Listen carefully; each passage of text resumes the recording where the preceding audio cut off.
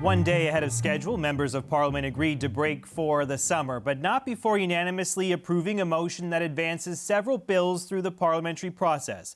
Bill C-22, Canada's controversial lawful access bill, is among the legislation approved by the House of Commons.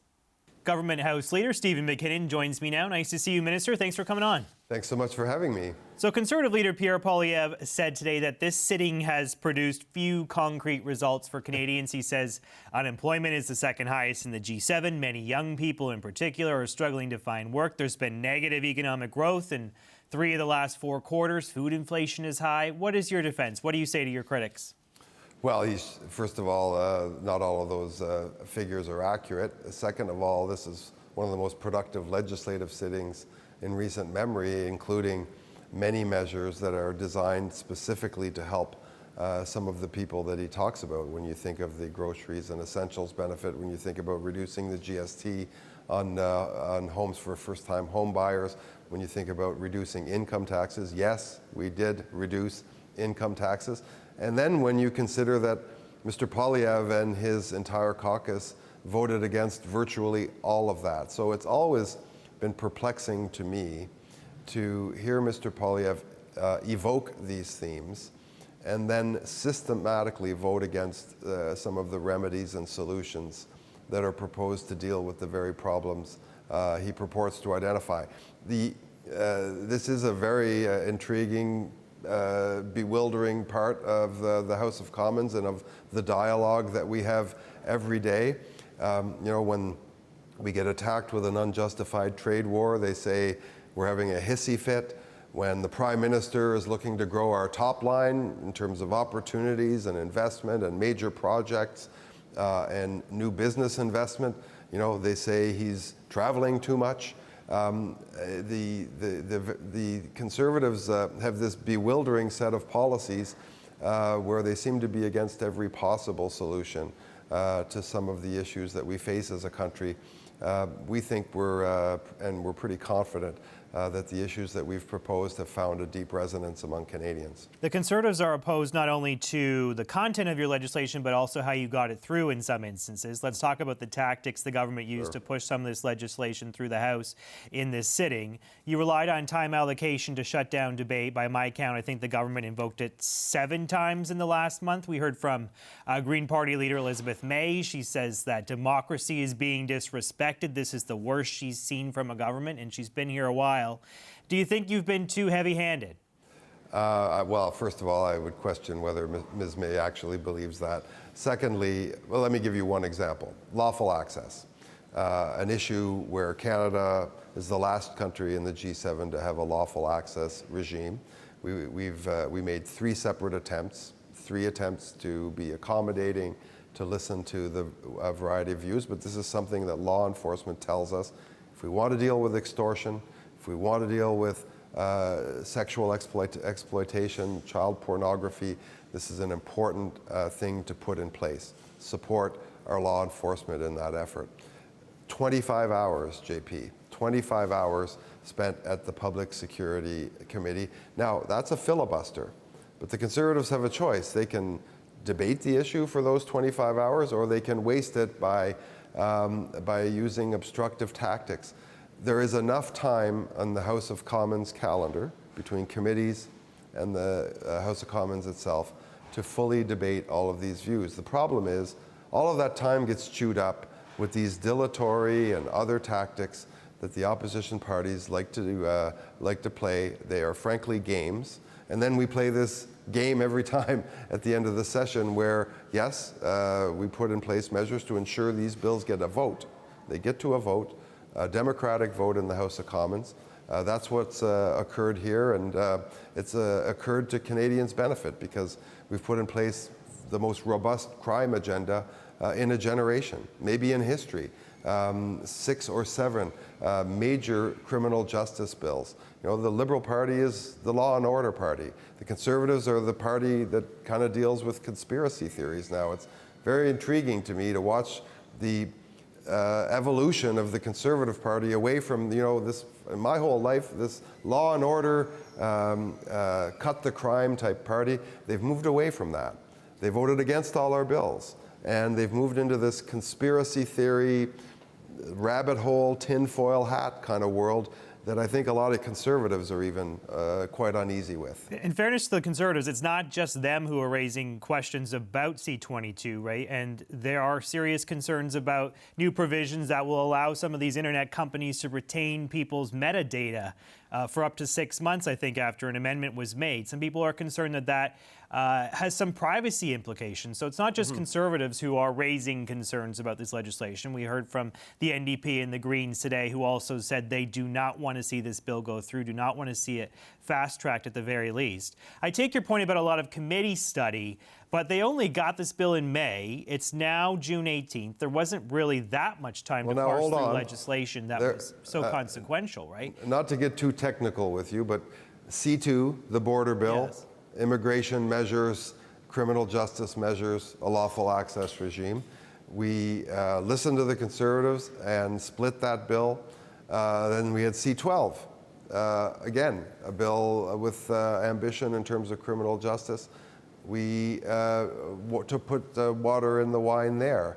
And now C22, which is this lawful access regime. I want to stress to folks who criticize, and look, we're used to getting criticism. In fact, it's very healthy to receive the views of a wide range of people, of course. But I want to say this, we are the last country to have such a regime, a criminal justice regime, which means our police forces, when they're dealing with things like extortion, a major issue in places like Brampton, they do not have the tools to deal with this extortion problem that we're seeing in some communities. This is an important thing for Canada, and we don't quite understand why the Conservatives systematically vote against criminal justice reform in this country. Let's talk about the Prime Minister and his attendance at question period. You've heard this criticism, I know, in the House today. The opposition parties highlighting that Mark Carney has missed 100 of 136 question periods. Does Mr. Carney not respect this tradition? Does he think it's a waste of time? I actually find the Prime Minister has a deep reverence for Parliament and a deep respect for the role of parliamentarians. He is, of course, in the House of Commons regularly, but this is also a Prime Minister who's incredibly active. I mean, you, JP, all of us know where he is every day, and often there's a head of state visiting. This week, of course, we had the Prime Minister at the G7. I don't think a single Canadian would imagine that our country's Prime Minister not represent us at a G7 meeting. These are the things that occur, of course, in the parliamentary calendar, but the Prime Minister is a frequent visitor, and you've shown all the clips in the House of Commons and at question period, and takes very, very seriously his role as a parliamentarian. I know that personally because we talk about it all the time. We're not talking about a few missed question periods, though, for trips or heads of state. I mean, I think we all can agree that those are important things and things have been accomplished at those meetings. Certainly, lots of deals have been signed. But when we're talking about Parliament itself, he's missed 75% of those question periods that we've had to this point. That tells me he doesn't really see the value in showing up and taking questions from the opposition. Is that not a fair assessment, given that track record? Well, again, I think he sees extreme value in showing up and answering questions, and I know all of us are very excited when the Prime Minister answers questions because he usually gets the better of that exchange. At least I'm kind of in awe of him as someone who's pretty new to this game, but he's gotten very, very good at answering questions. And as you also know, this is a Prime Minister who goes around the country. We just lately, an AI strategy, I think, announced in Toronto, national food strategy, making sure that Canada produces more and that we eat more of what we produce here in Canada. And he's accessible at all of these events. This is one of the most accessible Prime Ministers that I've seen, JP, and he's there taking questions on every day virtually. And I know he'll continue to do that and believes in doing that. I'm going to ask you to put on your Minister of Transport hat for a second. You might have seen there were hundreds of protesters on Parliament Hill recently taking issue with the Alto high-speed rail project that's underway that will connect Toronto and Quebec City. A lot of concerns about expropriation of land, ecological destruction. The Conservatives are worried about the price tag of this. The Parti Québécois, which of course is leading in the polls in Quebec, is also opposed. Does any of that give you pause? Is this project still viable given all this opposition that we've seen bubble up? Well, look, this is a major nation-building project. It's frankly one that we should have built decades ago, but the old saying goes, when's the best time to plant a tree? Well, it was 20 years ago. The second best time is tomorrow. So we are embarking on this journey. This will be a transformative investment. It'll change lives for people who have access to it, 40% of the Canadian population, and hopefully other segments that follow on after that. In Alberta and elsewhere, there's a lot of interest in high-speed rail, but of course we need to proceed with extreme sensitivity, and I've instructed Alto to, as you know, we'll announce the alignment, the indicative alignment this fall. We will take the least amount of farmland possible. And even at that, they will be 60-meter wide corridors. We're going to use as much public right-of-way as we can, roads, rail, and the like, and build this project with sensitivity, negotiate respectfully with landowners where we have to cross, and we obviously will have to cross some private land. We'll make accommodations wherever possible, but this is an important project for all of us. And it will add 51,000 jobs, $35 billion to our GDP.